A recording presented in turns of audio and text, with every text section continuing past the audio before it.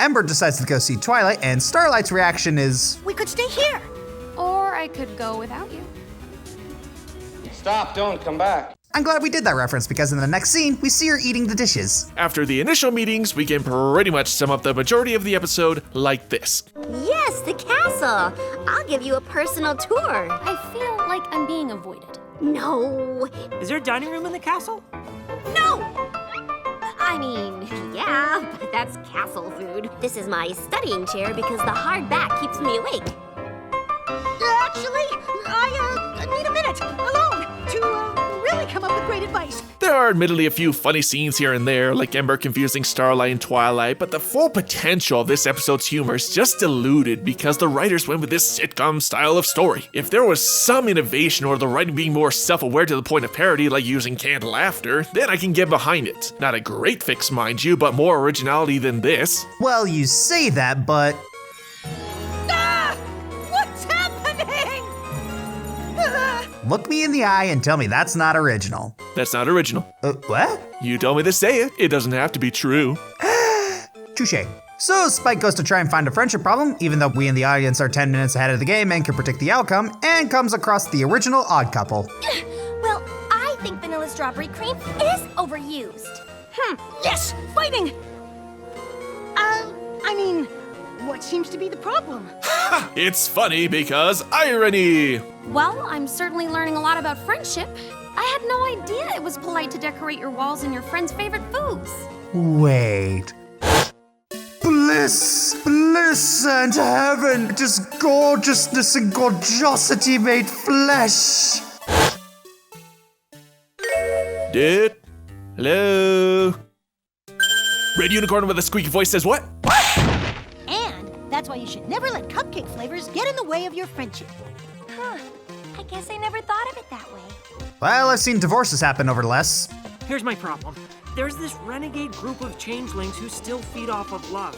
Even though I said, hey, let's not do that anymore, they say, how about I do anyway? Yeah, while the overall plot itself is cliched and annoying, Ember and Thorax are hilarious. They're so earnestly trying to become a better friend and better leader respectively that all of their blunders become endearing.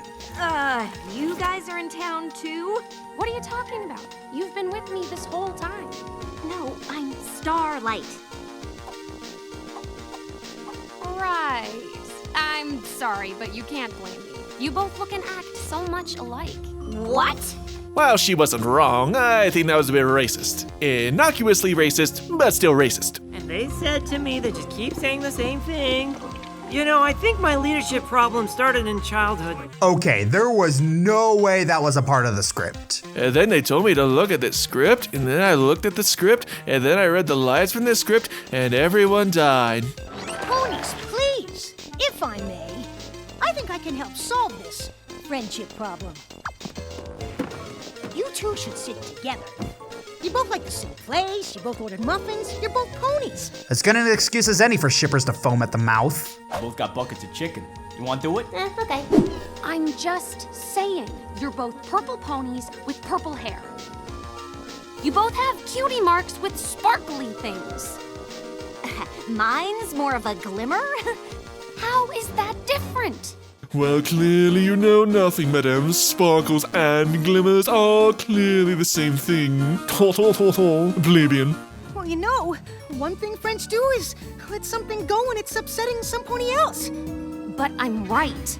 Yep, that's a trap that many people fall into. Everyone believes they're right, and they arrived at this conclusion via logical means. It's very easy to think, this is so clearly this. How can anyone see otherwise? Well, guess what? That's what they think about you, because, shock, shock, not everyone's minds work the same way. What's clear and logical to you is not clear and logical to someone else. Married couples succumb to this all the time. A lot of times there's that X factor that you didn't see due to your particular tint of sunglasses, so to speak, and digging in your heels and refusing to budge can come across as unloving and disrespectful. Indeed, agreeing to disagree is a valuable skill, and it's not a sign of weakness as some people would have you believe. Sometimes you gotta take that little voice that says you should debate, be right, and prove the other person wrong, and take it out back with a 12 gauge goodbye. Moving on, Ember snaps at Spike for not being around with the Royal Dragonland's voice, and Thorax reacts poorly. Hey, No one yells at my friend!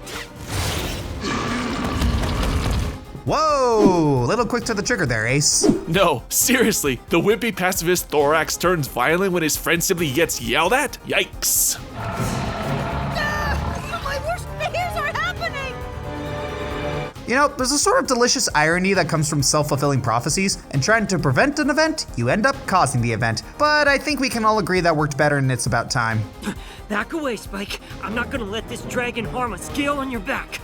You back away. I'm not gonna let you harm him. Wait, did you say you're not gonna let me harm Spike? Yeah! But that's what I'm doing. What? Yeah, what? Wow, that de-escalated quickly. I mean, things really got well in hand. I'm sorry, I can't help but find this surprisingly hilarious. Thorax takes the form of a grizzly killing machine, and yet its menace is completely undermined by his weak, vapid voice.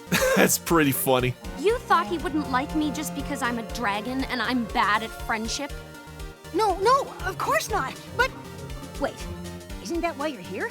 He has a point, but the two get mad at Spike and walk out on him. They meet up later and start discussing their differences. Wait, you're in charge? Oh, boy, you need to be more assertive. Well, that's my problem. I don't know how. I tried asking them to please follow my directions. Oh boy, if only that worked. Hey, Royal Guard, can you please stop driving while drunk? Can you please not pop on a urinalysis? Can you please not throw the rookies out of a window? Are you sure that wasn't just you? Could have been. Anyway, this is arguably the best part of the story. Ember and Thorax discussing their strengths and weaknesses as rulers. This is a great scene of two different leaders having an interesting organic conversation with no gimmicks and laying out all their issues with sincerity, being completely on the level, not holding back on their critiques. And it's such good character development that I wish this is what the whole episode should have really been about. You could still use the friendship event and double invite as the backdrop. Instead of just wacky shenanigans, provide a series of organic scenarios around town for both to interact and observe each other, seeing where the other is right and wrong, with the conflict centering around Ember and Thorax constantly questioning each other's ruling methodology and traditions, and by the end compromising a mid-ground that creates a harmonious balance. There's nothing to be unsure of. You're the leader for a reason. That's still unclear to us. We have no idea why he's the leader other than the plot of To Wear Them Back Again said so. Ah yes, you the wise adult leader have come seeking advice from a baby dragon. I think I'm allergic to feelings. You know, you don't have to be sappy or huggy-feely about it, but you should let your friends know how you feel.